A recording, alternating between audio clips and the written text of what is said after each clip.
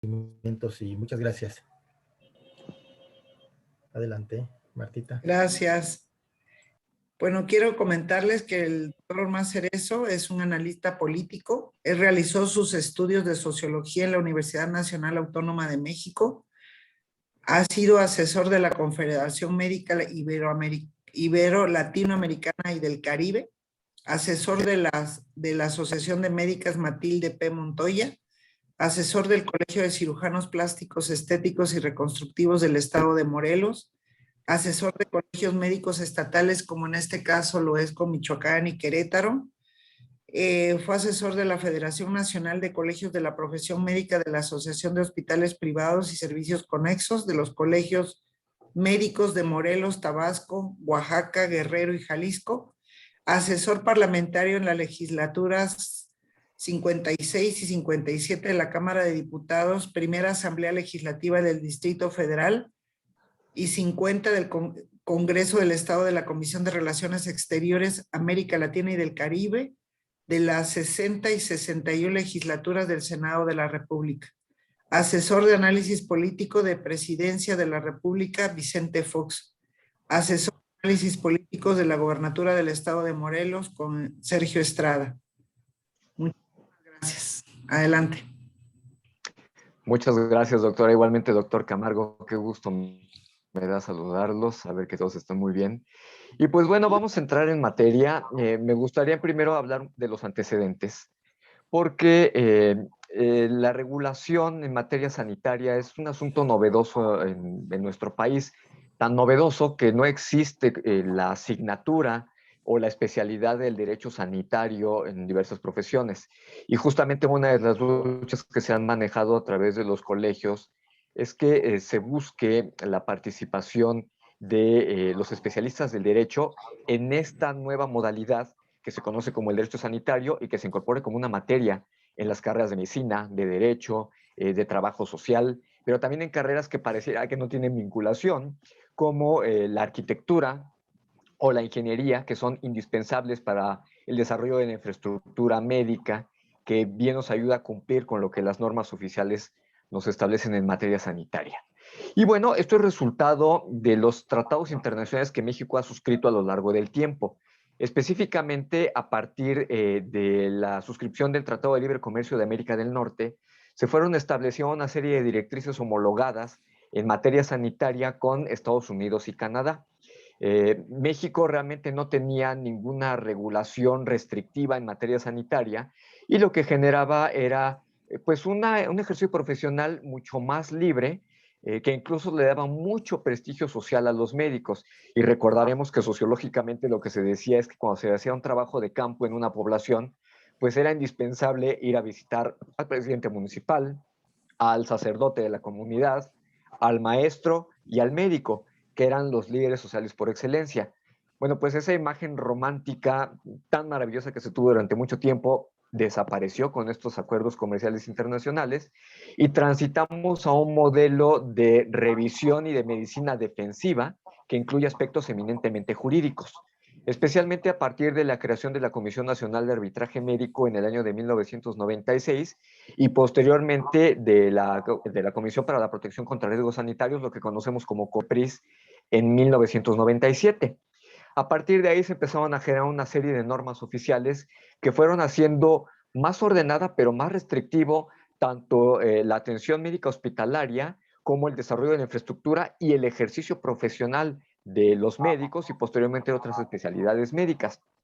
Y al no haber un marco regulatorio que pudieran conocer y que pudieran aplicar, se fueron estableciendo una serie de derechos que aterrizaron en el año de 2002 con la publicación de la Carta de los Derechos Generales de los Pacientes.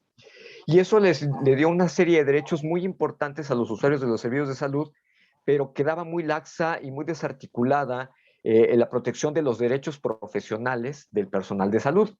Por supuesto que también en materia de derechos humanos. Cuando se hizo la reforma constitucional del año 2011, que reconoce los derechos humanos de todas las personas, pues se incorpora también el reconocimiento de los derechos sanitarios. De hecho, en el artículo 4 constitucional está establecido como uno de los derechos humanos fundamentales la protección de la salud de toda la población. Y también está protegida, desde luego, la del personal de salud, pero no están salvaguardados sus derechos profesionales. Y ahí es donde estamos teniendo un asunto que se debe homologar y que se vio homologado prácticamente hasta el mes de septiembre del año 2011, cuando se establecen cuáles son las directrices de protección de los derechos profesionales de los médicos, pero también se volvieron restrictivos al mismo tiempo, con la obligatoriedad de la certificación profesional de los médicos. Quiero mencionar de manera muy enunciativa, muy rápida, cuáles son los derechos de los pacientes que le generaron obligaciones al personal de salud y cómo después de la reforma de 2011 se generó la Carta General de los Derechos de los Médicos para que se equilibraran los derechos de los usuarios con los del personal de salud. Y cito muy rápidamente los 10 o el enunciado de los 10 derechos generales de los pacientes, que son básicamente recibir atención médica adecuada, recibir trato digno y respetuoso, recibir información suficiente, clara, oportuna y veraz, decidir libremente sobre su atención, otorgar o no el consentimiento válidamente informado, ser tratado con confidencialidad, contar con facilidades para obtener una segunda opinión médica, contar con un expediente clínico y ser atendido cuando se inconforme por la atención médica recibida.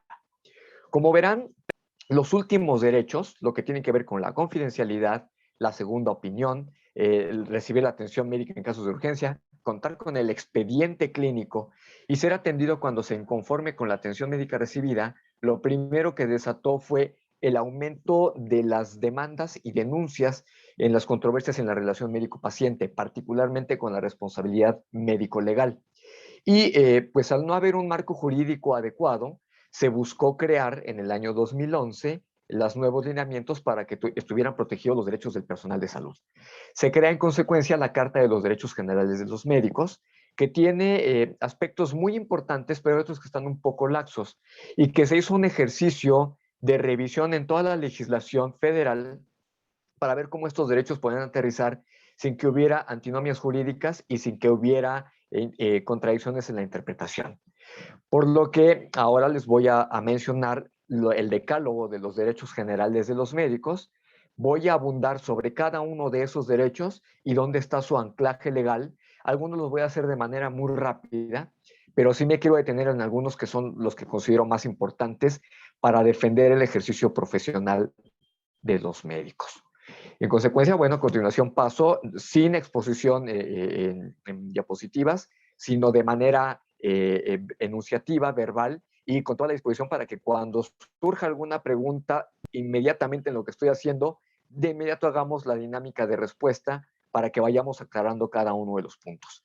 Y me voy de manera directa con el primer derecho general de los médicos, que es el de ejercer la profesión en forma libre y sin presiones de cualquier naturaleza. La Comisión Nacional de Arbitraje Médico la tiene considerada como que el médico tiene el derecho a que se respete su juicio clínico, tanto diagnóstico y terapéutico, y su libertad prescriptiva, así como su probable decisión de declinar la atención de algún paciente, siempre que tales aspectos se sustenten sobre las bases éticas, científicas y normativas.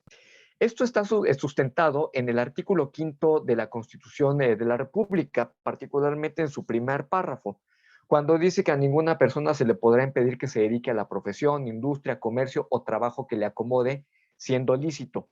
Y se hace lícito en materia médica cuando se otorga una patente, que en este caso conocemos como cédula profesional, y que nos hace facultativos para el ejercicio de la profesión. Continúo con la Constitución. El ejercicio de esta libertad solo podrá vedarse por determinación judicial, o sea, un procedimiento legal, cuando se ataquen los derechos de terceros o por resolución gubernativa dictada en términos de lo que marca la ley. Aquí estamos hablando de la Ley General de Salud, de sus reglamentos, de las normas oficiales mexicanas. También cuando se ofendan los derechos de la sociedad. Y pues nadie puede ser privado del producto de su trabajo, sino por resolución judicial.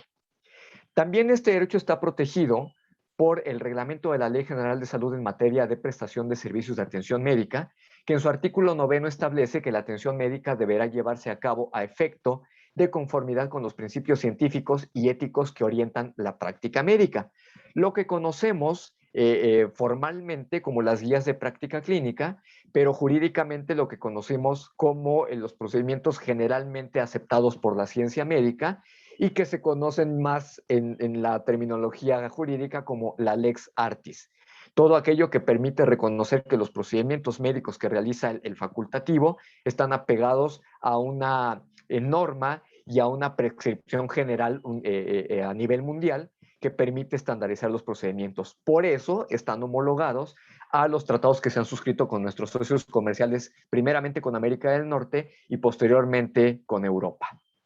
Voy al segundo derecho general, que es el de elaborar en instalaciones apropiadas y seguras que garanticen la práctica profesional. La Comisión Nacional de Arbitraje Médico la enuncia como que el médico tiene el derecho a contar con lugares de trabajo e instalaciones que cumplan con medidas de seguridad e higiene, incluidas las que marca la ley, de conformidad con las características del servicio a otorgar. Y su sustento jurídico está en la Ley Federal del Trabajo, en el artículo 51, que menciona que son causas de rescisión de la relación de trabajo sin responsabilidad para el trabajador, en este caso el profesional de la salud. La fracción 7, que menciona la existencia de un peligro grave para la seguridad del trabajador o de su familia, ya sea por carecer de condiciones higiénicas el establecimiento o porque no se cumplan con las medidas preventivas y de seguridad que las leyes establecen. También este derecho está protegido por la Ley General de Salud, que en su artículo 166 menciona que los servicios de salud que proporcionan las instituciones de seguridad social con motivo de riesgos de trabajo se van a regir por sus propias leyes, en este caso la ley del IMSS o la ley del ISSSTE, y las demás disposiciones legales aplicables cuando estamos hablando de la Secretaría de Salud, de los servicios de salud en los estados o de los servicios de salud privados. Y se van a ajustar a las normas oficiales mexicanas en materia de salud. En este caso, las autoridades sanitarias van a propiciar o a proporcionar que dichas instalaciones estén coordinadas en las acciones de materia de seguridad de higiene y prevención de accidentes.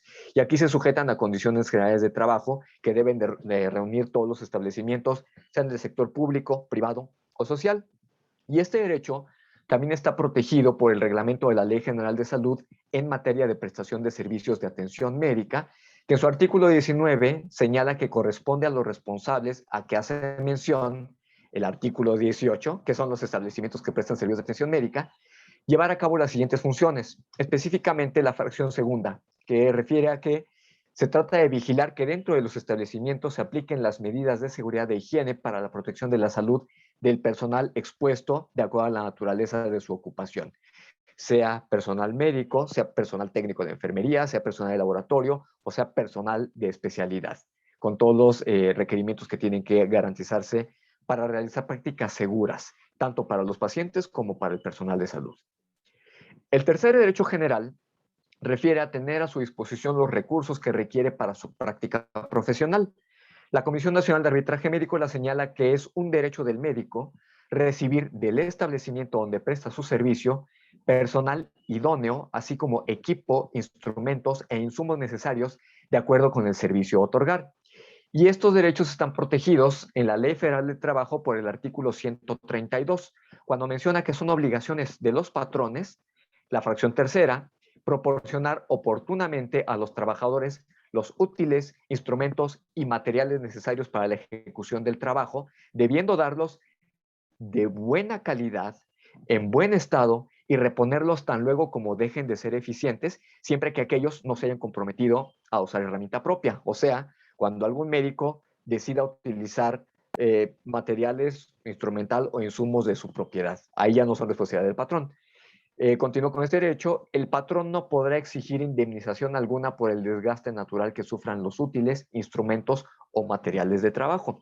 El material quirúrgico, el instrumental, se va deteriorando, por supuesto, en el contacto con los fluidos corporales, con el proceso de esterilización, y es natural que llegue a un punto en donde el agotamiento del material haga inservible este material, y por supuesto que la ley les protege para que esos materiales sean repuestos por su empleador sin que haya ninguna contraprestación exigible al trabajador.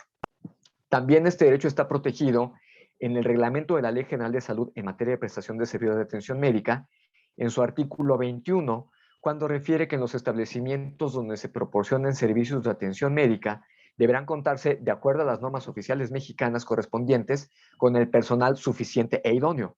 Y en su artículo 26 menciona que los establecimientos que presten servicios de atención médica contarán para ello con los recursos físicos, tecnológicos y humanos que señale este propio reglamento y las normas oficiales que al efecto emita la Secretaría de Salud. El cuarto derecho, y es uno en el que sí me voy a detener un buen rato, menciona que es el de abstenerse de garantizar resultados en la atención médica. La Comisión Nacional de Arbitraje Médico la menciona como que el médico tiene el derecho a no emitir juicios concluyentes sobre los resultados esperados de la atención médica. Este derecho está protegido en la Ley General de Salud, en su artículo número 23, que menciona que se entiende por servicios de salud a todas las acciones a realizarse en beneficio del individuo y de la sociedad en general, dirigidas a proteger, promover y restaurar la salud de la persona y de la colectividad. El artículo 32 menciona que se entiende por atención médica el conjunto de servicios que se proporcionan al individuo con el fin de proteger y promover y restaurar la salud. Y el artículo 33 aterriza sobre los servicios o las actividades de atención médica, que son las preventivas, que incluyen de promoción general y protección específica, las curativas, que tiene como fin efectuar un diagnóstico temprano y proporcionar tratamiento oportuno, las de rehabilitación, que incluyen acciones tendientes a optimizar las capacidades y funciones de las personas con discapacidad, y las paliativas, que incluyen el cuidado integral para preservar la calidad de vida del paciente a través de la prevención, el tratamiento y control del dolor y otros síntomas físicos y emocionales por parte del equipo profesional multidisciplinario. Este derecho también está protegido por la ley reglamentaria del artículo 5º constitucional relativo al ejercicio de las profesiones en la Ciudad de México. Aquí hago un paréntesis. Lo estoy tomando como referencia porque el artículo 5º constitucional faculta a los estados de la Federación, a los estados de la República, a que ellos emitan sus leyes especiales, sus leyes locales para la vigilancia y el control del ejercicio profesional. Y este artículo que les voy a mencionar solamente tiene un carácter meramente ilustrativo que sí se ve reflejada en las leyes de profesiones de cada estado. Pero pongo el ejemplo del artículo 33 de esta ley, que menciona que el profesionista está obligado a poner todos sus conocimientos científicos y recursos técnicos al servicio de su cliente o del usuario de servicios de salud, así como el desempeño del trabajo convenido. En caso de urgencia inaplazable, los servicios que se requieren al profesionista se prestarán en cualquier hora y en el sitio que sean requeridos, siempre que este último no exceda de 25 kilómetros de distancia del domicilio del profesionista. De igual manera, este derecho está protegido por el Código Civil, tanto el Código Civil Federal como los códigos civiles en los estados. En el Código Civil Federal está protegido por el artículo 1828. Funciona y le es útil jurídicamente a aquellos profesionales que prestan sus servicios en instituciones federales como el IMSS o como el ISSSTE. Y dice este artículo que es imposible el hecho que no puede existir porque es incompatible con una ley de la naturaleza, o con una norma jurídica que debe regirlo necesariamente y que constituye un obstáculo insuperable para su realización. Lo traduzco del término jurídico al castellano y que es: no se le puede obligar a nadie a hacer lo imposible, y en materia médica mucho menos. El artículo 2613 de este mismo Código Civil establece que dice el texto, los profesores, pero se refiere a los profesionistas, tienen el derecho de exigir sus honorarios, cualquiera que sea el éxito del negocio o trabajo que se les encomiende, salvo convenio en contrario. Y el Código Penal Federal, que también aterriza en los códigos penales estatales, refiere que el delito queda excluido cuando se actúe con el consentimiento del titular del bien jurídico afectado, siempre que se llenen los siguientes requisitos. Que el bien jurídico sea disponible. En este caso, el bien jurídico tutelado más importante en materia de salud es la vida.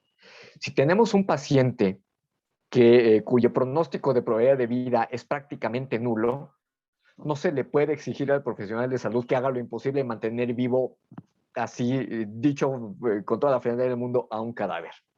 También que el titular del bien tenga la capacidad jurídica para disponer libremente de los mismos, es decir, que sea efectuado por un facultativo, en este caso, por un médico. Si tiene la capacidad profesional y jurídica para hacerlo, pues queda excluido de la responsabilidad. Después, que el consentimiento sea expreso o tácito, sin que medie algún vicio, o bien que el hecho que se realice en circunstancias tales que permitan fundadamente presumir que de haberse consultado al titular, este hubiera otorgado el mismo. Y esto refiere a un tema que está incluido en los expedientes clínicos, que refiere al consentimiento informado. Cuando se cuenta con el consentimiento informado del paciente y conoce a cabalidad el procedimiento que se le va a realizar, las complicaciones que se pueden presentar y los procesos que se tienen que seguir a una complicación dada, con las consecuentes complicaciones adicionales que pueden llegar a presentar, si el paciente los conoce y manifiesta su consentimiento y lo expresa de manera escrita con su firma, autógrafa y la de testigos, queda excluido de responsabilidad penal del profesional de la salud. También, cuando se obra por necesidad de salvaguardar un bien jurídico propio o ajeno de un peligro real, actual o inminente, no ocasionado dolosamente por el agente, en este caso el médico, o lesionando otro bien de menor o igual valor que el salvaguardado, siempre que el peligro no sea evitable por otros medios y el agente no tuviera el deber jurídico de afrontarlo. ¿Qué quiere decir esto? Actuar por el criterio o el principio de estricta necesidad. Pongo dos ejemplos, uno hipotético y uno práctico que estamos viviendo en la vida real. Si nosotros nos encontramos en un sitio público y se presenta una emergencia médica, nos dice actualmente las leyes que para realizar un procedimiento o un acto quirúrgico se requiere que el profesional esté certificado. Pero suponiendo que en este sitio público se trata de una emergencia obstétrica y se le presenta a un médico general, pues estamos ante un caso de eminente necesidad. Es una situación de necesidad en donde el profesional de la salud va a poner todos sus conocimientos en juego para tratar de salvar un bien jurídico mayor, que en este caso es la vida de una paciente en una emergencia obstétrica. Y ante la falta de insumos, ante la falta de las condiciones que las normas oficiales nos establecen para la seguridad e higiene de un paciente, pues se tiene que recurrir a los elementos que se tenga. Y si se dispone en ese momento de una navaja, de un cuchillo de cocina, de lo que sea, se está actuando estrictamente por necesidad para salvar la vida del paciente. Y como se actuó bajo ese principio, independientemente de los resultados finales que tenga el procedimiento, se está en la exclusión del delito. No es punible este acto médico. Y en los casos reales que estamos viviendo actualmente, que son muy en boga, no existe lex artis, no existen guías de práctica clínica, no existe un consenso en la ciencia médica para la atención de pacientes COVID. Y toda complicación que se presente con un paciente COVID y que termine en lesiones graves, que le dejen secuelas permanentes o que desemboquen en la muerte del paciente, son absolutamente inimputables. No pueden denunciar, no pueden demandar a ningún médico por la muerte de un paciente COVID porque no existe el lex artis y en consecuencia no se le puede ejercitar acción de ninguna naturaleza. Están protegidos por la ley. Continúo con el Código Penal. La acción o la omisión que se realice en el cumplimiento de un deber jurídico o en ejercicio de un derecho, siempre que exista necesidad racional del medio empleado para cumplir el deber o ejercer el derecho, y que este último no se realice con el solo propósito de perjudicar al otro. Esto va muy vinculado a las condiciones de estricta necesidad. Continúo. Que se realice la acción o la omisión bajo un error invencible. Y esto aplica para los casos de las urgencias médicas de cualquier naturaleza. No podemos nosotros asumir responsabilidad por intentar reparar un daño mayor en materia sanitaria o en un accidente que se haya presentado con un paciente de manera previa. Y aquí es donde tenemos que establecer cuáles son las condicionantes que me diferencian la responsabilidad o no de un profesional. En términos jurídicos se conoce como el nexo causal. Si el acto médico tiene implicación directa en la muerte de un paciente o en las lesiones a un paciente, sí se podría imputar la responsabilidad directa al profesional o al facultativo. Pero si está atendiendo un caso de emergencia derivado de otra consecuencia que le generó los daños, ahí se vuelve inimputable. Pero ¿cómo evitamos que se hagan imputable? Las propias normas oficiales, especialmente la del expediente clínico, nos establece cuál es el procedimiento para que no haya responsabilidad al profesional de la salud. ¿Cómo? En casos legales, notificando al Ministerio Público. Y con esto estamos nosotros librándonos de responsabilidad y asentando en el expediente clínico cuáles son las causas por las que está llegando un paciente en una situación de emergencia y que ameritaban la atención por estricta necesidad independientemente de los resultados que se presentaban. Y el caso judicial queda en manos del Ministerio Público una vez que se le ha notificado. Ahí quedan absolutamente libres de responsabilidad.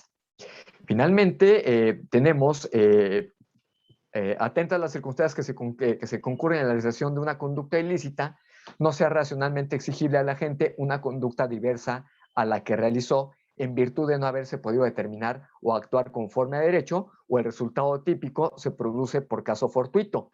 Y esto en los casos médicos aplica a lo que se conoce como la idiosincrasia del paciente. ¿Qué quiere decir? Que todo procedimiento puede tener un efecto fisiológico distinto en cada persona. No sabemos cuál va a ser la respuesta fisiológica de cada persona a un mismo tratamiento, y están consideradas dentro de las guías de práctica clínica y están considerados dentro de los protocolos de atención médica. Pero muchas veces los agentes del Ministerio Público, los abogados, incluso peritos, jueces, magistrados y hasta ministros de la Corte no conocen esos criterios jurídicos.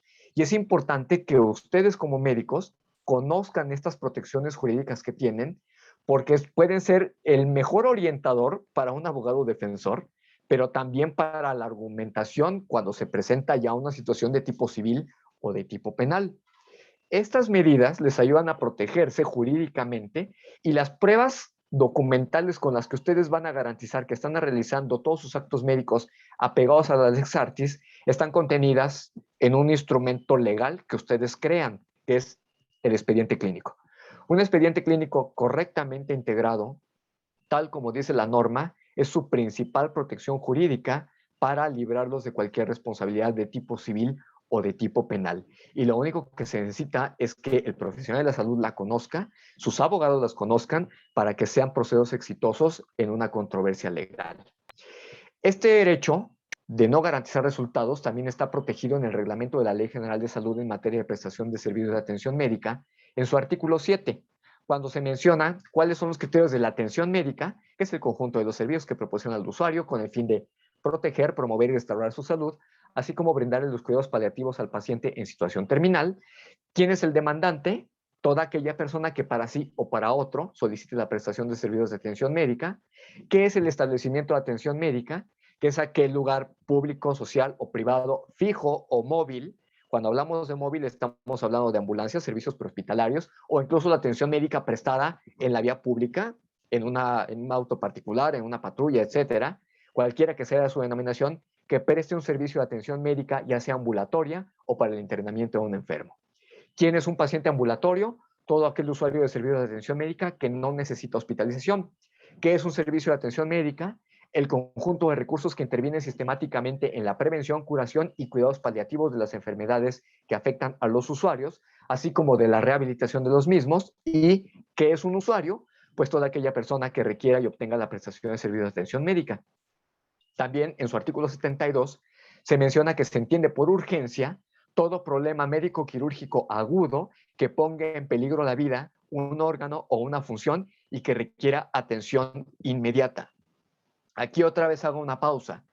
Se requiere un consentimiento informado para la atención de un paciente, pero en casos de urgencia, las propias normas, la propia norma del expediente clínico, establece que debe haber en las unidades médicas, particularmente en los establecimientos hospitalarios, comités, y en este caso comités de bioética. Ellos son los que, a la ausencia de un testigo que pueda coadyuvar en la elaboración de un consentimiento informado, o en un paciente de urgencia que esté inconsciente y que no pueda manifestar su consentimiento, es donde intervienen los comités, y son los comités los que deciden si otorgan o no el consentimiento, y estos liberan de responsabilidad al profesional de la salud.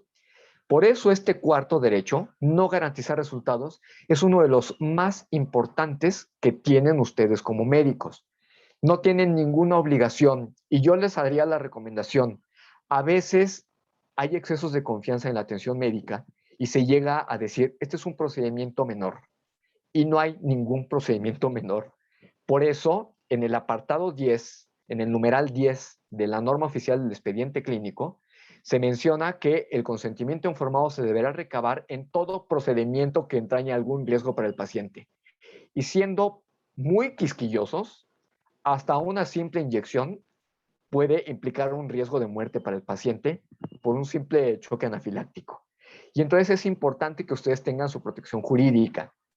A veces se le llama la papeloterapia, pero es preferible pasarse un buen rato elaborando bien un expediente clínico a después estar padeciendo meses en juzgados, en comparecencias, en audiencias, pagando honorarios de abogados y sobre todo con la angustia de no poder dormir por no saber cuál va a ser el resultado final de un procedimiento judicial en su contra. Y eso además genera tensión adicional a los procedimientos médicos que se están realizando en los establecimientos. Entonces, sí es importante que este derecho lo tomen en consideración y nunca le ofrezcan a ningún paciente que es un procedimiento menor, que es una cirugía de rutina, porque nunca vamos a saber cómo se va a comportar o cómo va a reaccionar un paciente a un tratamiento dado. Incluso cuando tenemos pacientes que no son disciplinados.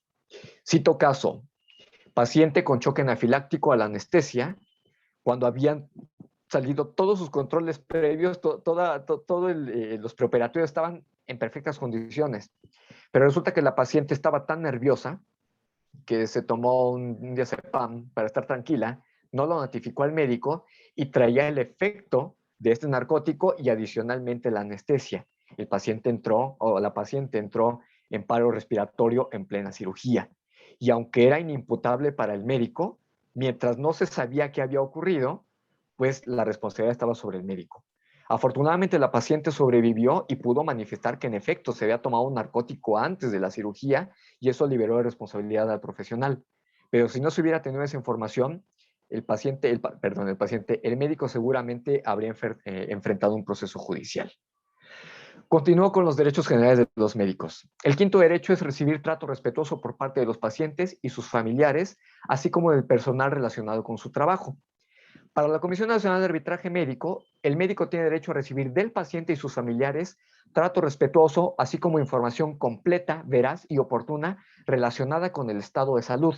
El mismo respeto deberá recibir de sus superiores, personal relacionado con su trabajo profesional y de terceros pagadores.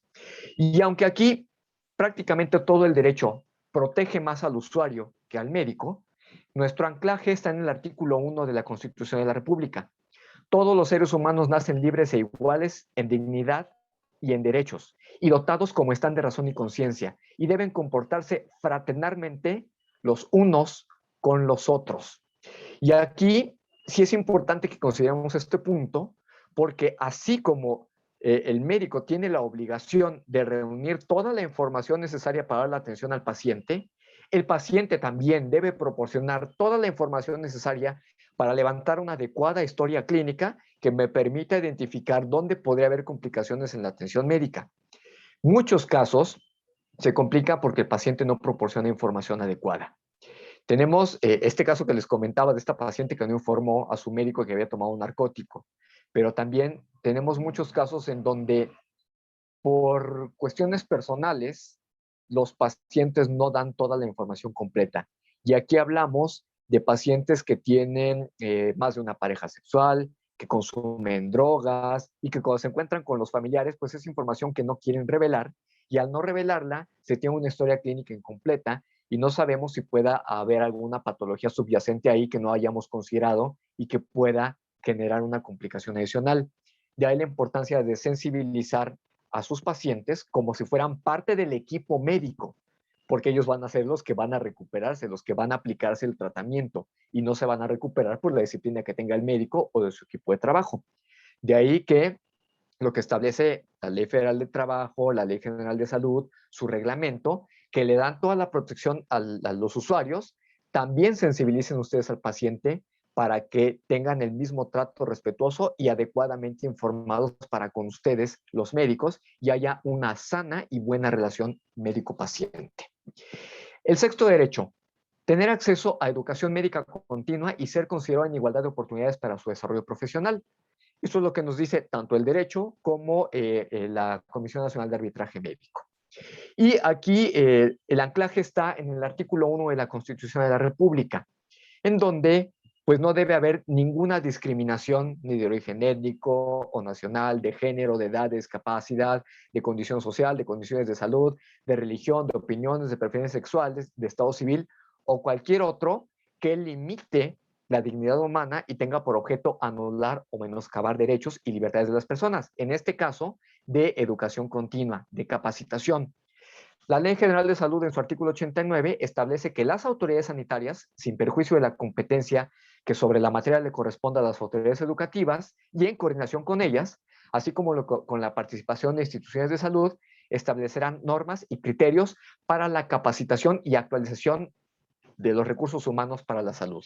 También el artículo 90 menciona que corresponde a la Secretaría de Salud y a los gobiernos de las entidades federativas en sus respectivos ámbitos de competencia, sin perjuicio de las atribuciones de las autoridades educativas en la materia y en coordinación con ellas, promover actividades tendientes a la formación, capacitación y actualización de los recursos humanos que se requieran para la satisfacción de las necesidades del país en materia de salud.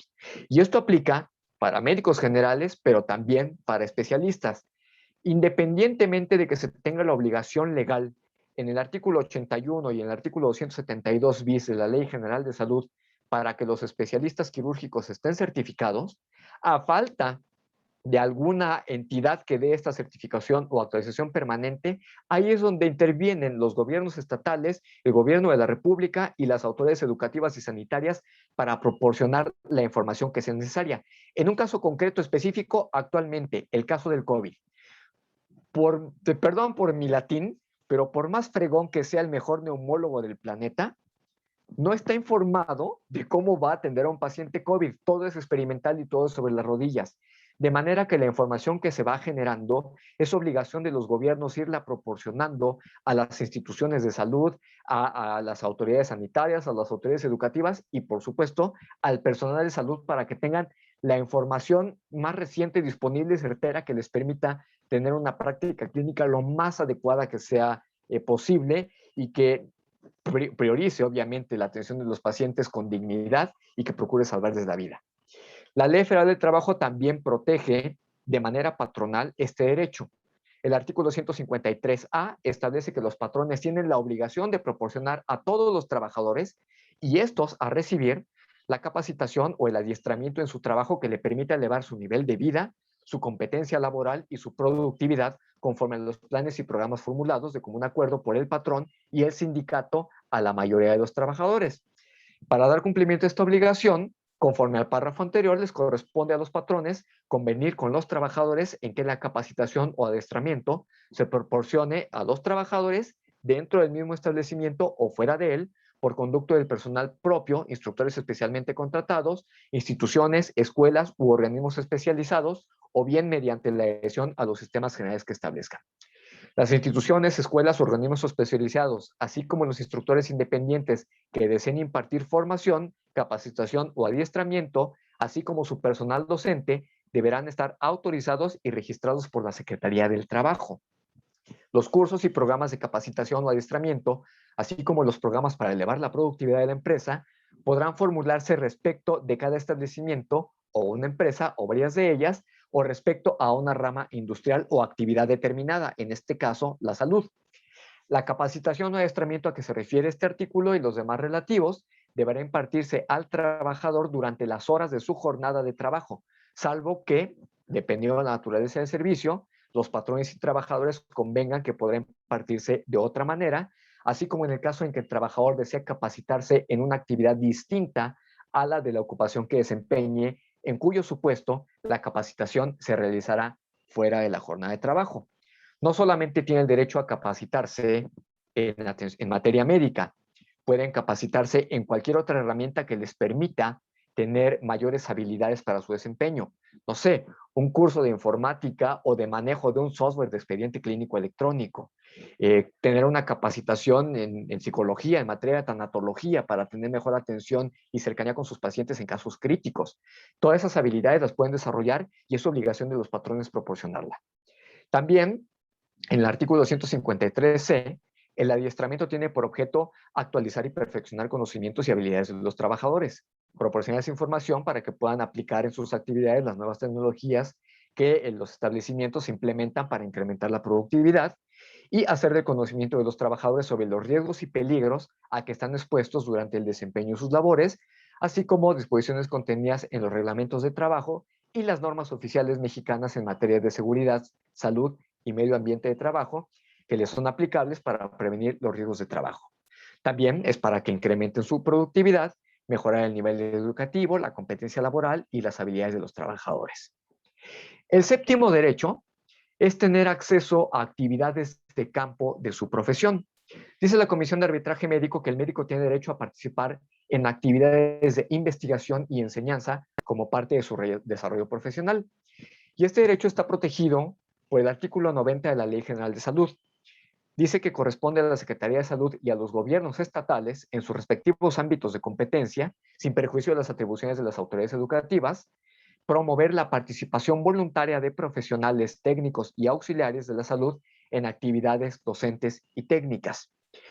Este derecho también lo protege el reglamento de la Ley General de Salud en materia de prestación de servicios de atención médica, en sus artículos 6, en donde la Secretaría de Salud fomentará, propiciará y desarrollará programas de estudio e investigación relacionados con la prestación de servicios de atención médica, y el artículo 17, cuando dice que los establecimientos de carácter privado, en los términos del artículo 44 de esa misma ley, prestará el siguiente servicio. Fracción 6, desarrollar actividades de investigación de acuerdo a los requisitos señalados por la ley dentro del marco de la ética profesional.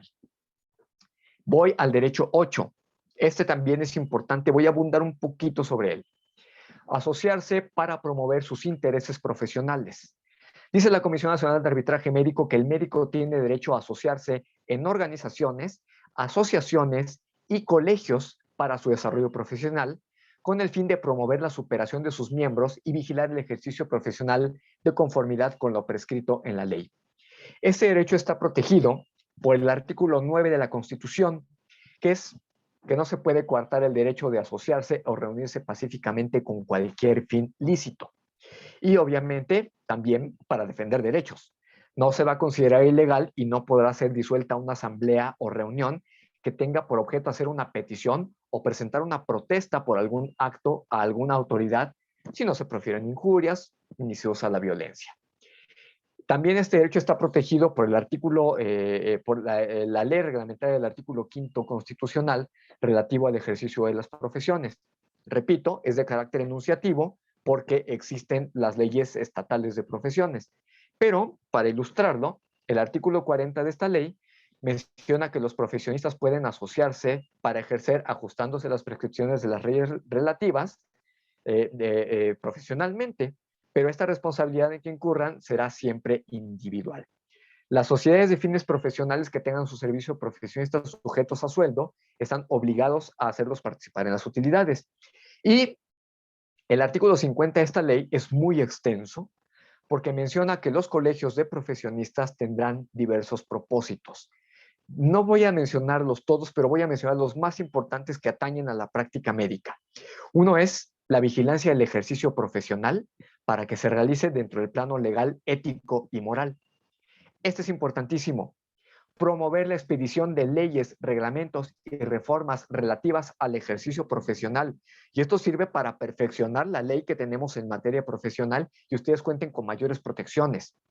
Auxiliar a la administración pública con capacidad para promover lo conducente a la moralización de la misma. Denunciar a la Secretaría de Educación Pública o a las autoridades penales las violaciones al ejercicio profesional. Esto es muy importante. Compete a los colegios proponer los aranceles profesionales, es decir, establecer cuánto va a ganar en numerario un profesional de la salud. Otro importante, servir de árbitro en los conflictos entre profesionales o entre estos y sus clientes cuando acuerden someterse a los mecanismos de arbitraje. Me voy a brincar el de las relaciones internacionales que pueden tener los colegios, pero este sí es importante. Prestar la más amplia colaboración al poder público como cuerpos consultores, ya sea a los gobiernos a través de sus secretarías de salud, a los legislativos, al Poder Judicial para ilustrarlo en derecho sanitario y a toda aquella dependencia de gobierno que requiera de la habilidad y conocimientos de los profesionales de la salud, en este caso, para tomar decisiones públicas. También tienen el derecho de colaborar en la elaboración de planes de estudio profesionales. Y es un tema que hemos insistido mucho con la doctora Maqueo y en otros colegios estatales para que se promueva en las universidades la materia de derecho sanitario, como lo comenté al principio, para que cuando egresen de la carrera de medicina y de otras carreras vinculantes, no salgan sin desconocimiento a la práctica real. Tengo un caso en el estado de Morelos de un egresado con mención honorífica que en su primer acto quirúrgico comete un error y la sanción que le aplicaron fue la pérdida de la patente, le quitaron la cédula profesional y de nada le sirvió su mención honorífica, no puede ejercer como médico. Entonces es importante que estén protegidos con estos conocimientos y ahí es donde tienen los médicos asociados en colegios o asociaciones profesionales defender estos derechos. También pueden formar listas de sus miembros por especialidades para llevar el turno conforme al cual deberá prestarse el servicio social, pero también para nombrar peritos.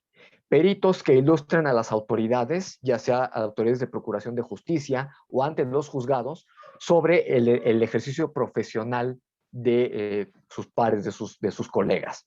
Y obviamente gestionar el registro de los títulos ante sus componentes. Este derecho también lo protege el artículo 49 de la Ley General de Salud, cuando menciona que la Secretaría de Salud y los gobiernos estatales coadyuvarán con las autoridades educativas en la promoción y fomento de la constitución de colegios, asociaciones y organizaciones de profesionales, técnicos y auxiliares de la salud, y estimularán su participación en el Sistema Nacional de Salud como instancias éticas del ejercicio de las profesiones, promotoras de la superación permanente de sus miembros, así como consultoras de las autoridades sanitarias cuando esas lo requieren. Y también está protegido por el Código Civil. En el artículo 2670 del Código Civil Federal menciona que cuando varios individuos convienen en reunirse de manera que no sea enteramente transitoria para realizar un fin común que no esté prohibido por la ley y que no tenga carácter preponderante económico, están constituyendo una asociación. Ya vamos a terminar. Esto es importante. El derecho noveno es el de salvaguardar el prestigio profesional del médico. Y dice que el médico tiene derecho a la defensa de su prestigio profesional y a que la información sobre el curso de una probable controversia se trate con privacidad y, en su caso, a pretender el resarcimiento del daño causado. La salvaguarda de su prestigio profesional demanda de los medios de comunicación respeto al principio de legalidad y a la garantía de audiencia, de tal forma que no se presuma la comisión de ilícitos hasta en tanto no se resuelva legalmente cualquier controversia por la atención médica brindada. ¿Cuántas veces hemos escuchado en los noticiarios que dicen médico asesino porque hubo un error médico o porque hubo una complicación que derivó en la muerte de un paciente? Y se hace el juicio a priori en medios de comunicación. Pues ahí están protegidos por el artículo 6º constitucional, que versa sobre la libertad de expresión, pero particularmente sobre el derecho de réplica. Cuando un medio de comunicación ha violentado su prestigio profesional, ustedes tienen el derecho de replicar ante el mismo medio y deben de darles en el mismo espacio en donde se generó este ataque, a que se les permita responder a él con el mismo tiempo en el que se estuvo ejerciendo el ataque a su prestigio profesional. También está protegido en el artículo 14 y 16 constitucional.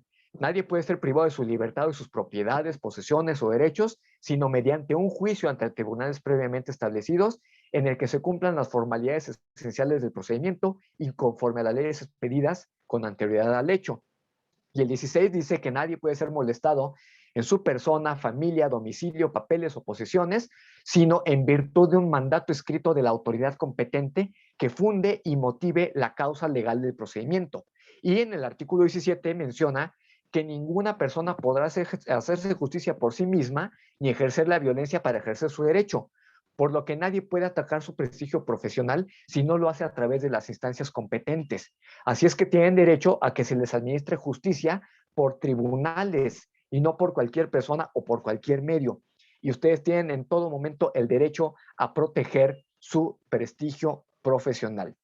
También está protegido en la ley reglamentaria del artículo 5º constitucional relativo al ejercicio de las profesiones, que en su artículo 34 refiere que cuando hubiera una inconformidad por parte de un cliente respecto a un servicio realizado, el asunto deberá resolverse mediante juicio de peritos. Por eso es importante que haya pares profesionales como peritos que puedan intervenir en el terreno judicial o en el privado para que tomen en consideración los elementos de prestigio profesional para emitir un dictamen. Si el profesionista procedió correctamente dentro de los principios científicos y la técnica aplicable al caso y generalmente aceptados dentro de la profesión médica de que se trata, pues están a salvo. Si él mismo dispuso de los instrumentos materiales y recursos de otro orden que debieron emplearse a atender a las circunstancias del caso y el medio en el que se presenta el servicio, o si en el curso del trabajo se tomaron las medidas indicadas para tener un buen éxito, o si se dedicó el tiempo necesario para desempeñar correctamente el servicio convenido, o cualquier otra circunstancia que el caso pudiera haber influido en la deficiencia o fracaso de un servicio prestado. ¿Por qué es importante esto? Porque si ustedes atienden todos estos principios, entran en lo que se conoce como responsabilidad culposa. Y si ustedes cumplieron con todos los requerimientos de previsión para evitar una complicación, no hay responsabilidad. Y si la hubiera, lo que toman en consideración los jueces son las circunstancias de modo y tiempo y lugar para determinar el grado de responsabilidad y el grado de sanción que se pudo haber aplicado. Las autoridades de arbitraje médico también pueden intervenir porque están protegidas en el artículo 35 de esta misma ley reglamentaria del artículo 5, que menciona que si en un laudo arbitral o resolución judicial fueran adversos al profesionista, no tendrán derecho a cobrar honorarios y además deberán indemnizar al cliente por daños y perjuicios que sufriere.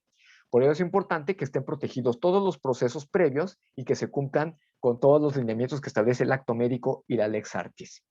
Y finalmente, aunque es muy breve este derecho, considero que va a ser el más importante que ustedes van a considerar, porque es el derecho a percibir remuneración por los servicios prestados. Dice la Comisión de Arbitraje Médico que el médico tiene el derecho a ser remunerado por los servicios profesionales que preste de acuerdo con su condición laboral contractual o a lo pactado con el paciente. Y esto está protegido por el artículo 5 constitucional, que menciona que nadie puede ser obligado a prestar trabajos personales sin la justa retribución y sin su pleno consentimiento, salvo que ustedes lo hayan convenido así. En cuanto a los servicios públicos, solo podrán ser obligatorios en los términos de las leyes respectivas o por condición del ejército o por jurados, así como el desempeño de los cargos concejales o elección popular directa o indirecta. Pero el caso no aplica porque un secretario de salud no tiene la obligación como secretario de hacer un acto médico. La Ley Federal del Trabajo también protege el derecho a sus remuneraciones. El artículo 56 menciona que las condiciones de trabajo basadas en el principio de igualdad sustantiva entre mujeres y hombres en ningún caso podrán ser inferiores a las fijadas en esta ley y deberán ser proporcionales a la importancia de los servicios e iguales para trabajos iguales, sin que puedan establecerse diferencias y exclusiones por motivo de origen étnico o nacionalidad, sexo, género, edad, discapacidad, condición social, condiciones de salud, religión, opiniones, preferencias sexuales, condiciones de embarazo, responsabilidad familiar o estado civil, salvo en modalidades expresamente consignadas en la ley. También el artículo 82 de esta Ley Federal del Trabajo menciona que el salario es la retribución que se les debe pagar. El salario debe fijarse por la unidad de tiempo, por unidad de obra o por comisión. Esto aplica sobre todo en el servicio privado. Si es por unidad de tiempo, por las horas que prestan el servicio. Si es por unidad de obra, es por una cirugía específica. Si es por comisión, porque se les encargó un trabajo específico. Y estos salarios se establecen con el patrón, se llega a los acuerdos. El artículo 85 de la Ley Federal del Trabajo establece que el salario debe ser remunerador y nunca menor al fijado como mínimo, como el salario mínimo, de acuerdo con las disposiciones aplicables en la ley. También la ley reglamentaria del artículo 5 constitucional menciona en su artículo 24 que el ejercicio profesional es la realización habitual a título oneroso o gratuito de todo acto o la prestación de cualquier servicio propio de cada profesión, aunque solo se trate de una simple consulta o la ostentación del carácter de profesionista mediante tarjetas, anuncios, placas o insignias de cualquier otro modo. No se va a reputar como ejercicio profesional cualquier acto en los casos graves con propósito de auxilio inmediato. Y el artículo 31 y 32 mencionan que los trabajos no comprendidos en los aranceles, los profesionistas deberán celebrar un contrato con su cliente a fin de estipular los honorarios y las obligaciones de sus partes. Pero cuando se ha celebrado un contrato de esta naturaleza, nunca deberá ser menor al salario mínimo y debe sujetarse por lo menos a lo que establecen las leyes aplicables. También está protegido por el Código Civil Federal en la contratación de un servicio profesional para que los convenios un convenio o un contrato de prestación de servicios no sean inferiores a lo que las leyes laborales establecen como un salario mínimo, a no ser que se haya convenido de manera expresa alguna prestación de servicio de manera gratuita o alguna otra condición en específico. Finalmente, hay un criterio novedoso que se aplicó como una de las últimas reformas y que aplica para la Constitución de la República como protección del derecho del médico también a ser protegido en su integridad profesional, pero también como usuario de servicios de salud. Y aquí hablamos de los servicios mutualistas. Los médicos, aquí no está contenido en la Carta de los Derechos Generales, pero los médicos tienen derecho a establecer como asociaciones servicios mutualistas que pueden hacerse a través de los colegios o asociaciones para garantizar la atención médica entre pares cuando los médicos requieran la propia atención. Otro derecho adicional que se tiene es el de la objeción de conciencia. Los médicos no están obligados a realizar un procedimiento si va en contra de sus convicciones éticas, si va en contra de su ética profesional o incluso si va en contra de sus creencias religiosas o preferencias individuales. En este caso, aunque el médico tiene a salvo este derecho, y hablo específicamente de casos de interrupción del embarazo, interrupción legal del embarazo, o estamos hablando de casos de ortotanasia o de lo que se conoce jurídicamente como la terminación anticipada de la vida. En estos casos, el médico tiene el derecho a excusarse de la atención médica, de no prestar ese servicio, pero los establecimientos tienen la obligación de dar esta atención. Cuando se presenta un caso de esta naturaleza, el profesional se puede excusar, pero el establecimiento tiene la obligación de proporcionar otro profesional que sí garantice el derecho del médico, y con esto estamos equilibrando el derecho del paciente a recibir una atención que sea contraria a la ética de un profesional que no quiso prestar ese servicio. Y esta legislación es muy novedosa, está incluida en el artículo 10 bis de la Ley General de Salud, que protege a los médicos y que es importante que la conozcan porque no está contenida en ninguna otra ley, pero que en la complementariedad del derecho les permite defenderlo como un derecho humano conquistado y que deben defenderlo en todo momento para garantizar su desempeño profesional como médicos. Creo que me extendió un buen rato, pero sí valía la pena que conocieran cada uno de sus derechos y en dónde está su anclaje jurídico para que sepan recurrir a él, y espero que hayan tomado nota de alguno de estos artículos, y en caso de que no sea así, yo con todo gusto le voy a proporcionar a la doctora Maqueo, al doctor Camargo, toda la información que requieran para que puedan contar con esta información básica y esencial sobre sus derechos. Y pues a continuación quedo a las órdenes de ustedes para cualquier duda que tengan, y pues si quieren hacer alguna consulta, alguna consideración adicional, pues con todo gusto estoy a sus órdenes. De momento es todo de mi parte y muchas gracias por su atención. Doctora Camila o doctor Camargo, hay preguntas. Hay preguntas. Aquí viene en el chat, no sé si ya les leyó, licenciado, viene una donde dice acerca de que dentro de la interrogación clínica se manejan datos personales de carácter sensible. ¿Cuál será la sanción que puede ser acreedora a un prestador de servicio en caso de que se haga un mal tratamiento de los datos, más bien un mal uso de los datos personales sensibles? Correcto. Los establecimientos de atención médica tienen la obligación de tener en un lugar visible lo que se conoce como el aviso de confidencialidad. En este se da cuenta a los usuarios que todos los datos que estén proporcionando deben estar protegidos. Adicionalmente, la Ley de Protección de Datos Personales en posesión de particulares, hablando de establecimientos del sector privado, obliga a los establecimientos a que esta información se guarde todo el tiempo con confidencialidad. Y en el caso de los expedientes clínicos, El expediente clínico no solamente es un instrumento jurídico de protección del médico, sino que también es un instrumento de información del paciente para sus tratamientos y adicionalmente es información útil para efectos de enseñanza médica. Cuando estamos hablando de la enseñanza médica, se tiene la obligación de no proporcionar los datos personales del paciente.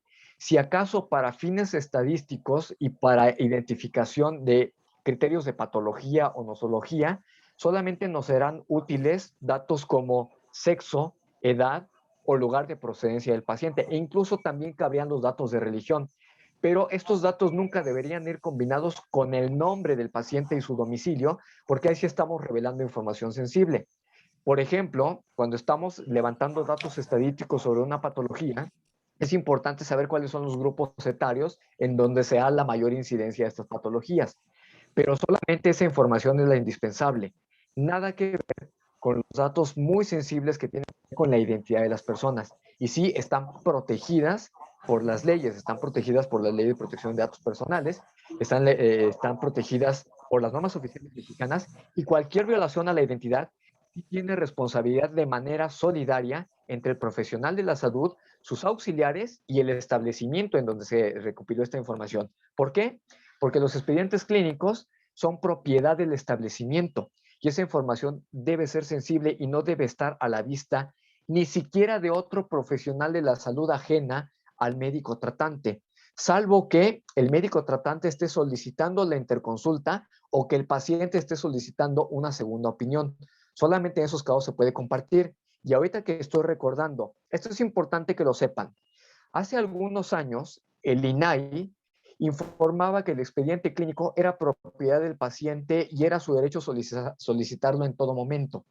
Esto no es así y se tuvo que aclarar ante el Instituto Nacional de Información Pública para que quedara claro que la norma oficial del expediente clínico y el reglamento de la Ley General de Salud en materia de prestación de servicios de atención médica establece claramente que el expediente clínico es propiedad del establecimiento y el usuario solamente es titular de los derechos que ha proporcionado de los datos que ha proporcionado en el expediente clínico. De manera que las únicas personas que pueden solicitar una copia del expediente es el propio paciente y lo puede hacer por escrito. Y las otras que pueden solicitar un expediente clínico son las autoridades sanitarias, las autoridades de procuración de justicia y los juzgados.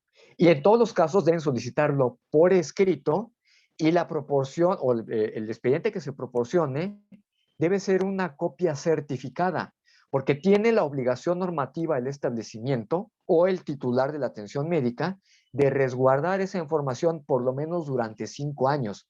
De manera que si ustedes despegan el expediente original, quedan desprotegidos jurídicamente y queda desprotegido también su paciente. En consecuencia, toda la información que solicite siempre va a ser en copias. Además de que el paciente tiene la obligación, tiene el derecho, y ustedes tienen la obligación, de proporcionar un resumen clínico cada que egresa, donde viene contenida la información básica y con eso está, por lo menos con la información mínima. Solamente los pacientes han llegado a requerir casos de expediente completo precisamente cuando hay una controversia legal. Pero, repito, los datos del paciente siempre deben estar protegidos y nunca se proporcionan. Incluso tampoco proporcionan cuando lo ha autorizado el paciente. No se debe hacer así. Se estarían violando los datos de confidencialidad. No sé si quedó abundantemente respondida esta pregunta. Yo creo que sí, y yo quisiera que nos pudiera ampliar también un poquito en cuestión al conocimiento ahorita actualmente de lo de COVID. ¿Qué tanto puede influenciar que nosotros digamos que determinada familia o determinados pacientes tienen esta patología ahorita como estamos viendo la gravedad de la situación? Es correcto. A ver, aquí caemos en esos criterios de la necesidad, estamos en casos de estricta necesidad y ausencia del ex artis. Como no tenemos un tratamiento curativo y no hemos tenido certeza sobre la efectividad de las vacunas, todo está en procesos de constante vigilancia y, a decir verdad, de ensayo y error. Las autorizaciones del uso de las vacunas están bajo el principio de autorización de emergencia. La autorización de emergencia, ¿qué significa? Que están sujetas a farmacovigilancia. y que cualquier efecto adverso, reacción adversa que se presente en la aplicación de la vacuna, debe ser notificada a la autoridad de farmacovigilancia de manera inmediata para dar cuenta de la reacción adversa. Y en consecuencia, la información que se reciba debe ser proporcionada de manera inmediata para saber en qué caso se está presentando, si tenemos alguna condicionante de tipo étnico, de alguna condicionante genética, de un grupo etario, de condiciones de sexo, de alguna práctica religiosa que incida, y esta información sí va a ser útil. Pero cuando estamos hablando de criterios de contener el contagio, se está manejando a nivel mundial las pruebas y la trazabilidad. La trazabilidad pareciera que está violando este derecho, pero aquí vamos a aterrizar en otros criterios que estamos llevándolos a los de derecho internacional. El Estado mexicano no ha querido aplicar el artículo 29 constitucional que tiene que ver con la restricción de algunos derechos y algunas garantías. Pero el artículo 15, los artículos 15, 16 y 22 de la Convención Americana sobre Derechos Humanos establece que se pueden restringir algunos derechos cuando se presenta una emergencia y específicamente una emergencia de salud.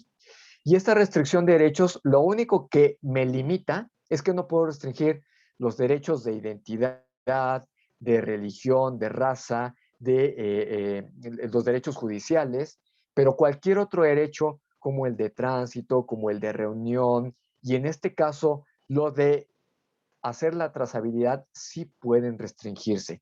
¿Qué pasa cuando yo detecto un paciente COVID? Lo que se está solicitando de manera inmediata es que notifique a las personas con las que ha estado en contacto que se encuentra infectada y que podría haber estado contagiada también por exposición al virus. Y si los ciudadanos fueran responsables, notificarían a todo mundo, pero no es el caso. La verdad es que muchas veces los ciudadanos no suelen hacerse responsables y lo que están haciendo las autoridades sanitarias es que están accediendo a la información contenida en la trazabilidad de los teléfonos para saber con quién se estuvo en contacto y se les pone en contacto a esas personas para hacérseles saber que estuvieron expuestas al virus. Y aunque pareciera un acto violatorio de derechos humanos, por ser una condición de emergencia y de necesidad, ha sido muy efectiva en los países asiáticos.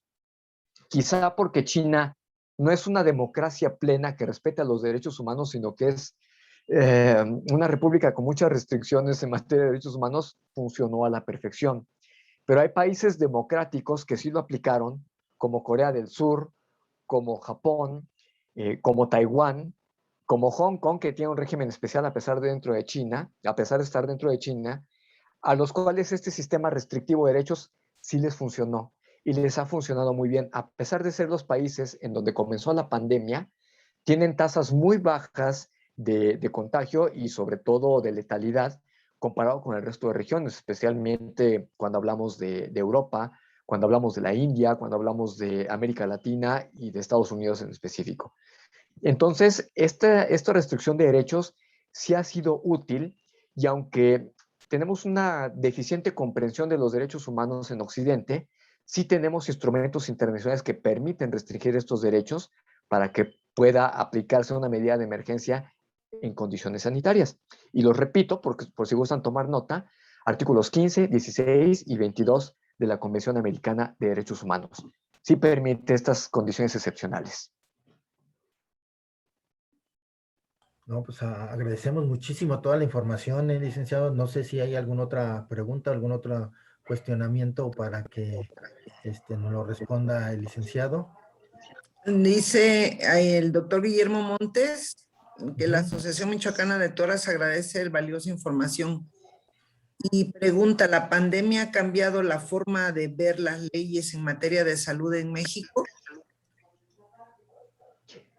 Sí, sí, de manera, no tanto en el aspecto eminentemente sanitario. La Ley Federal de Salud, la Ley Federal del Trabajo, prevén condiciones de emergencia sanitaria. Sí hace falta hacer algunos ajustes, pero los ajustes no van propiamente sobre el comportamiento de las autoridades sanitarias, sino del comportamiento de la sociedad. Tenemos deficiencias de aplicación. Nos dice el artículo 73 constitucional, fracción 16, bases primera, segunda, tercera, que quien tiene la máxima autoridad en una emergencia sanitaria es el Consejo de Salubridad General. Y el Consejo de Salubridad solamente fue convocado una vez para instalarse durante esta pandemia y no es el que ha estado tomando las decisiones. Las decisiones las está tomando la Secretaría de Salud y se está brincando la máxima autoridad del Consejo de Salubridad General. Pero esto no es un defecto en la ley están. Lo que se tiene que hacer es aplicar las sanciones que correspondan a los funcionarios que no están haciendo su trabajo. También hubo deficiencia en la aplicación de la Ley Federal del Trabajo, porque el criterio jurídico que maneja la Ley Federal del Trabajo para hacer ciertas restricciones en la prestación de servicios laborales, sin sanción ni para patrones ni para trabajadores, jurídicamente se reconoce como contingencia sanitaria. Y los acuerdos administrativos que se tomaron al inicio de la pandemia están reconocidos como emergencia sanitaria. En consecuencia, no hay un anclaje jurídico para las autoridades laborales para garantizar los derechos de empleadores y de trabajadores y están desprotegidos. Y cuando se presentó la emergencia, pues los trabajadores no tenían ninguna protección al salario ni de asegurar el futuro de su fuente de trabajo porque jurídicamente no se podía aplicar la contingencia sanitaria. Y la parte patronal tampoco tenía ninguna protección jurídica que por lo menos le permitiera salvaguardar la fuente de trabajo. Y por eso tuvimos como consecuencia el cierre de muchos negocios, la pérdida de empleos y la generación de 12 millones de desempleados durante el periodo crítico de la pandemia. Por el resto, aquí, si bien no está considerado en términos de lo estrictamente sanitario, sí está previsto en los términos de las restricciones a derechos que justamente acababa de comentar. Y las autoridades han sido laxas en la restricción de ciertos derechos. Obviamente han sido laxas por un criterio más de tipo político. A nadie le gustaría ser criticado como gobierno por haber restringido derechos humanos, pero están previstos, como lo mencioné hace un momento, que ciertos derechos sí se pueden restringir, en una condición sanitaria. Sí va a hacer falta hacer revisión muy puntual de la legislación en general y en materia de legislación sanitaria, lo que se va a tener que hacer es una reforma profunda a nivel internacional al reglamento sanitario internacional para restringir la movilidad de las personas y que estos se vean aterrizados en los reglamentos y en las leyes federales y estatales. No, pues agradecemos nuevamente a todas las asociaciones y colegios su participación y nuevamente, licenciado, nos ha abierto mucho el conocimiento a muchas cosas que estamos manejando cotidianamente, que todos aquellos alumnos que están en este momento todavía en formación tienen que empezar a tomar en cuenta. Básico lo que nos acaba de decir, el uso adecuado y completo del expediente clínico es la base de la defensa de todos nosotros. Es el único material legal que nos puede ayudar en todos los aspectos y que aunque escribamos lo que pongamos, nos puede ayudar. Agradecemos nuevamente su participación. Ha sido una conferencia magistral, licenciado, de verdad. Agradecemos mucho todo lo que nos ha dado. Todas las asociaciones que participaron, a todos los colegios que también participaron y que estuvieron aquí presentes. Y pues, si no hay ninguna otra cosa que dar, pues vamos a dar por terminada esta magistral intervención por parte suya, licenciado Omar. Muchas gracias. Pues yo soy Camila. Disculpen, tenemos una última pregunta en el chat que no leímos, ¿Sí? que dice, bueno, buen día, teniendo como ejemplo la transición de los derechos humanos a los derechos positivos en el 2011, se tienen como médicos, se tiene como derechos de los médicos contar con material suficiente para realizar la práctica clínica, pero ¿existe algo que garantice que se cuente con ese material? Sí, bueno, por supuesto, y está en la Ley Federal del Trabajo, la Ley General de Salud, pero además, en el contexto de la pandemia, el 10 de abril del año pasado, de 2020, la Comisión Interamericana de Derechos Humanos emitió un instrumento que se llama la Resolución 1-2020, que se llama Pandemia de Humanos en América. Particularmente la recomendación 10 que hace a todos los estados miembros, que incluye al Estado mexicano, es garantizar 3 derechos esenciales para el personal de salud. El primero de ellos es garantizarle el acceso al equipo de bioseguridad y protección personal. El segundo es a la capacitación del personal. Y el tercero es el de contar con instalaciones adecuadas y suficientes para que realicen su práctica con las mejores medidas de seguridad posibles. Y estos 3 criterios no son arbitrarios, están anclados en las leyes que sí existen en el Estado mexicano. Y lo único que se tiene que hacer como profesionales de la salud es exigir que esos derechos se hagan valer. Por eso, como colegios, tienen esa facultad, y se las mencioné en el artículo 50 de la ley reglamentaria, y también en la ley de profesiones del Estado de Michoacán, Quinto. está prevista la oportunidad que tienen los colegios de hacer valer sus derechos como asociación profesional, pero también para ejercer derechos tanto en la ley, establecer nueva legislación, como para defender otro tipo de derechos en materia laboral y en materia profesional. Es parte de la vigilancia del ejercicio profesional y pueden ejercer esos derechos. Yo les haría una recomendación a los médicos en formación. Los colegios de médicos tienen previsto una figura que se llama la precolegiación, en donde, aunque todavía no tienen la cédula como para ser médicos colegiados, ya son reconocidos por los colegios y tienen acceso a la capacitación constante, a la educación médica continua y a la protección de información en materia de derechos sanitarios. Y es importante que se vayan acercando a los colegios para que cuando egresen y ya cuenten con su título y cédula, pues ya cuenten con toda la protección plena de los colegios de médicos.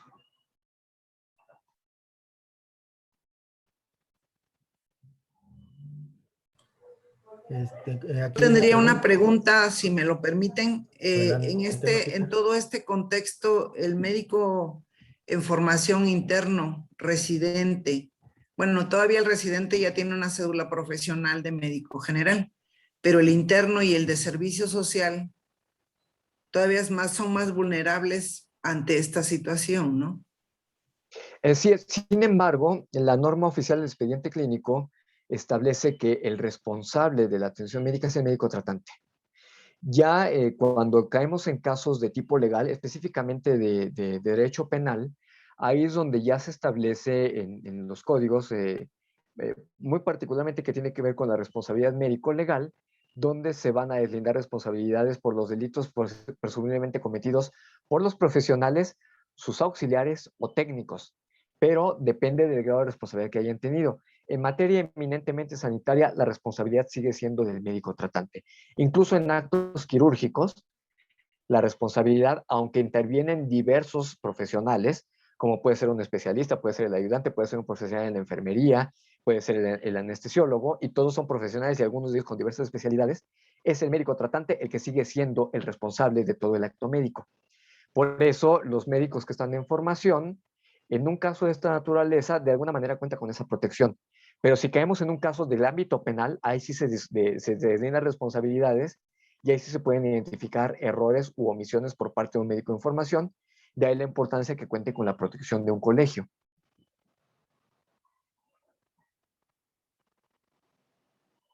Perfecto, muchísimas gracias. No sé, la doctora Camila, si quiera participar.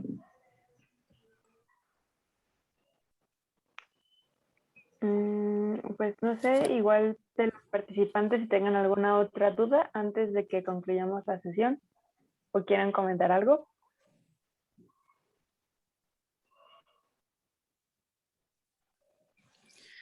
En cuestión a la grabación, creo que nos la van a hacer partícipe para nosotros subirla a la página del colegio, y entonces aquellos que no pudieron entrar, porque gracias a la buena participación se llenó el grupo, entonces hubo muchas personas que no alcanzaron a entrar, entonces esperemos que esa grabación nos la hagan llegar para nosotros subirla a la plataforma. Y nuevamente agradecemos ampliamente de su participación, licenciado, y estamos muy convencidos de que hay situaciones que tenemos que seguir avanzando en conocimiento, y todo lo de nosotros es práctica y hay que ponerlo en esa situación. Y pues adelante, muchas gracias por todo y buenas noches. Muy agradecido con ustedes por su tiempo, por la confianza, y pues estamos a sus órdenes. Gracias, licenciado. Gracias, Omar. Buenas noches, Gracias. licenciado. Buenas noches. Gracias a todos por estar interesados, y cualquier duda, pues ya lo saben. Contamos con la asesoría y reforzamiento. Está también con nosotros la doctora María Reina Bárcenas, que es del estado de Morelos, y ella es médico y es licenciada en Derecho. trabajan muy en conjunto con el licenciado Omar. Gracias, Reina, por estar aquí. Saludos a todos.